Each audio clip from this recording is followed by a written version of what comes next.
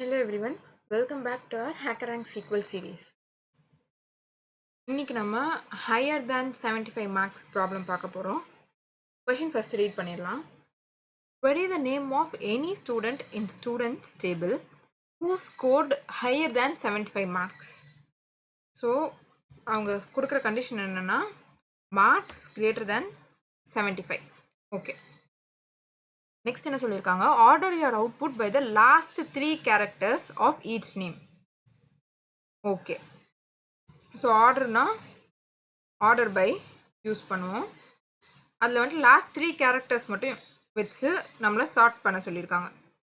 If 2 or more students both have names ending in the same last 3 characters, secondary sort them by ascending ID.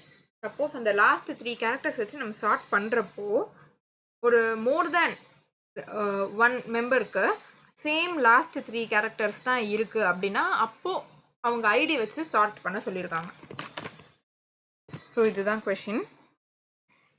Sample input output பார்த்தலாம். இதுதான் sample input கொடுத்துருக்காங்க. Marks greater than 75 first யாரெலான்னு பார்த்தா சமந்தா வந்துட்டு வரமாட்டாங்க, ஏன்னா கரெக்டாக 75 தான் எடுத்திருக்காங்க.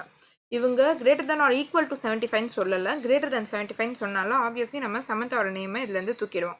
ஸோ ரிமைனிங் இருக்கிறது ஆஷ்லி, ஜூலியா, பெல்வெட்.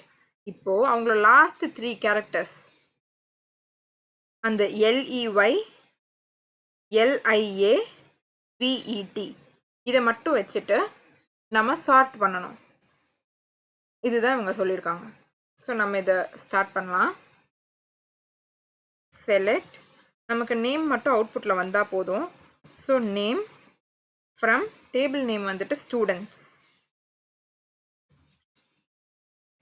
கண்டிஷன் என்ன கொடுத்துருக்காங்கன்னா மார்க்ஸ் வந்துட்டு கிரேட்டர் தேன் 75 இருக்கணும்.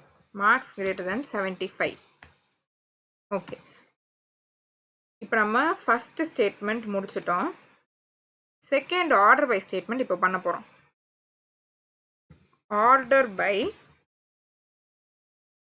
Last 3 characters of each name. Okay, so இப்போ ஒரு நேம் இருக்கு, சே ஃபார் எக்ஸாம்பிள் அலெக்ஸ் அப்படி இருக்குன்னா லாஸ்ட் 3 கேரக்டர்ஸ் என்ன LEX, இதை மட்டும்தான் நம்ம ஃபஸ்ட்டு கன்சிடரே பண்ணணும். ஸோ இதுக்கு ஒரு மெத்தட் இருக்கு, என்னன்னா ரைட் ஃபங்க்ஷன் நம்ம யூஸ் பண்ணலாம். ரைட் ஆஃப் எந்த காலமில் இந்த ஃபங்க்ஷன் ஆக்ட் ஆகணும், நேம் காலமில் ஆக்ட் ஆகணும். நேம் கமா எவ்வளோ கேரக்டர்ஸ் எடுக்கணும், 3. ஸோ இந்த ஃபங்க்ஷன் என்ன பண்ணணும்னா அலெக்ஸுங்கிற நேமில் ரைட் சைட்லேருந்து, அதாச்சும் இது ரைட்டு இது லெஃப்ட் இல்லையா, ஸோ ரைட் சைட்லேருந்து 3 கேரக்டர்ஸ் 1 2 3 கேரக்டர்ஸ் மட்டும் எடுத்துக்கும். ஸோ இதுக்கு தான் நம்ம இந்த ரைட் ஃபங்க்ஷன் யூஸ் பண்ணுறோம். இப்போது சமந்தா அப்படின்னு ஒரு நேம் இருக்குன்னா இந்த ரைட் நேம் கமா 3ன்னு கொடுத்தா லாஸ்ட்லேருந்து 1 2 3 கேரக்டர்ஸ் எடுக்கும். இதுவே நான் இங்கே வந்துட்டு 5ன்னு கொடுத்தேன்னா 1 2 3 4 5 இது மட்டும் அதை எடுத்து தரும். ஓகே, இதுவே நான் இங்கே ரைட்டுக்கு பதிலாக லெஃப்ட்டுன்னு கொடுக்குறேன் அப்படின்னா அப்போ என்ன பண்ணுவோம், லெஃப்ட் சைடு இருந்து, அதாச்சும் இந்த லெஃப்ட் கார்னர்ல இருந்து 3 கேரக்டர்ஸ் 1 2 3, ஸோ சாம்ங்கிறது மட்டும் நமக்கு பிரிண்ட் பண்ணும். ஸோ இப்படி தான் இந்த ரைட் லெஃப்ட் ஃபங்க்ஷன்ஸ் யூஸ் ஆகும். ஸோ நமக்கு லாஸ்ட் 3 கேரக்டர்ஸுங்கிறனால நம்ம ரைட் ஃபங்க்ஷன் யூஸ் பண்ணிக்கலாம்.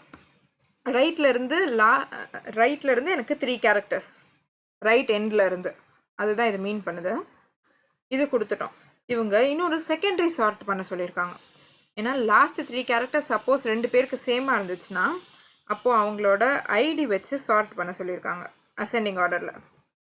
ஓகே, ஸோ நம்ம இதை ரன் பண்ணி பார்க்கலாம்.